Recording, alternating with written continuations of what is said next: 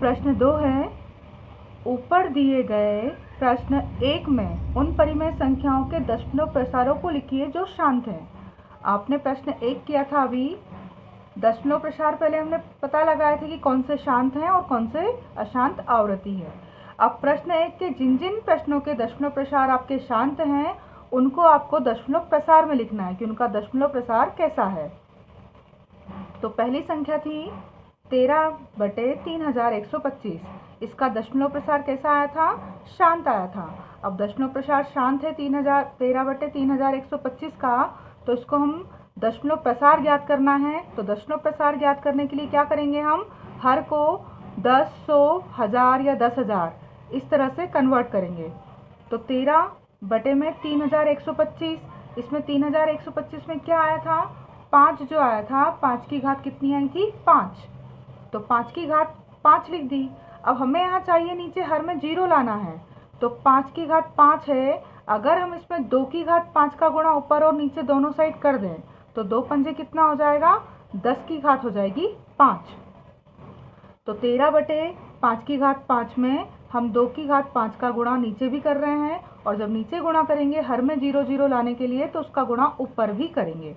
तो अब 13 गुणित 2 की घात 5, और यहाँ नीचे 5 और 2 दोनों की घात 5 है, तो इसको हम लिख देंगे 5 दूनी 10 की घात 5। अब 13 और 2 की घात 5 है तो 2 को 5 बार लिखा, और नीचे 10 की घात 5 है तो यहाँ 5 0 लगाए।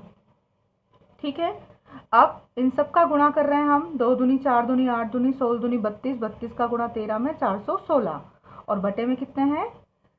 5 0 हैं। तो 5 0 को हटाकर हम 5 संख्याओं के बाद क्या लगाएंगे? दशमलव। तो ये 1 2 3 ही संख्याएं हैं, हमें 5 संख्या बनानी है, तो ये चौथी और ये 5वीं। आगे 0 हम लगा सकते हैं, उसके बाद दशमलव और फिर एक 0 ताकि वो दशमलव दिखे। यानी इसका दशमलव प्रसार क्या होगा? 0.00416। ये पहली संख्या का दशमलव प्रसार होगा। ठीक है, अब दूसरी संख्या क्या है हमारे पास?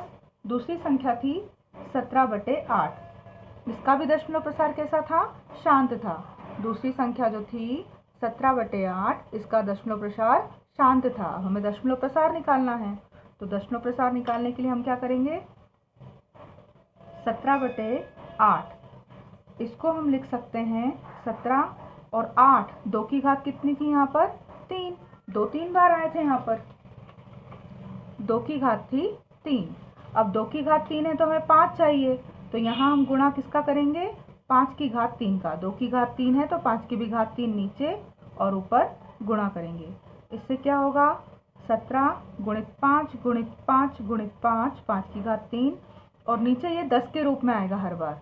2 पंजे 10 की घात 3। अब क्या होगा? इन सब का हमें क्या करना है? ऊपर गुणा करना है। तो 2 की घात 3 और 5 की घात 3, इसका सभी का हम क्या करेंगे? गुणा। तो इन सब का गुणा करने पर कितना आएगा हमारा? 2125, और बटे में 10 की घात 3 मतलब कि 3 0। अभी 3 0 हटाए और 3 के बाद दशमलव लगाया, तो 17/8 का दशमलव प्रसार कितना आ गया? 2.125 है। इसी तरह से तीसरी संख्या देखें हम। तीसरी संख्या थी हमारे पास 64। तीसरी संख्या 64/455 थी, 64/455, पर इसमें 7 और 13 आए थे, तो इसका दशमलव प्रसार कैसा था? अशांत अनावृत्ति था। तो इसको हमें नहीं निकालना है, हमें किसको निकालना है? जिनका दशमलव प्रसार शांत था उन्हीं के दशमलव प्रसार ज्ञात करना है। तो अब चौथा नहीं है, पांचवा।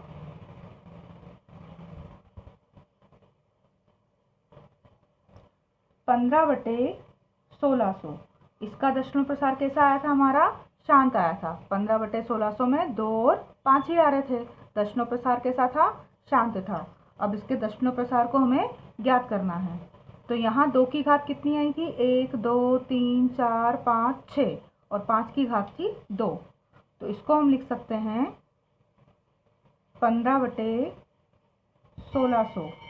इसमें 15 1600 में 2 की घात कितनी थी 6 और 5 की घात कितनी थी 2 थी।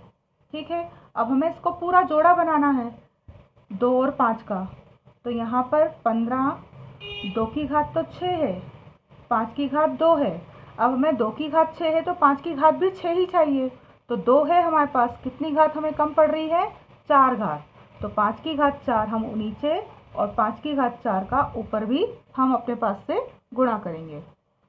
अब क्या हो जाएगा ये 15 गुणित 5 की घात 4 और बटे में 2 की घात भी 6 और 5 की घात 2 और 4 वो भी हो जाएंगी 6।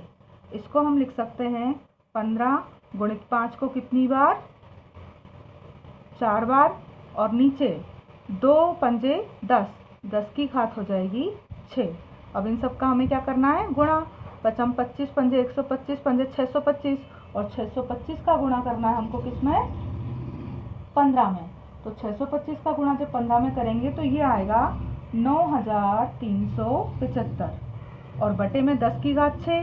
तो 1 2 3 4 5 6। अब दशमलव प्रसार लिखना है तो 6 के बाद दशमलव लगाना है। तो 1 2 3 4 5 6 दशमलव और ये दशमलव दिखे इसलिए 0 लगा दिया। तो दशमलव प्रसार क्या हुआ 0.009375।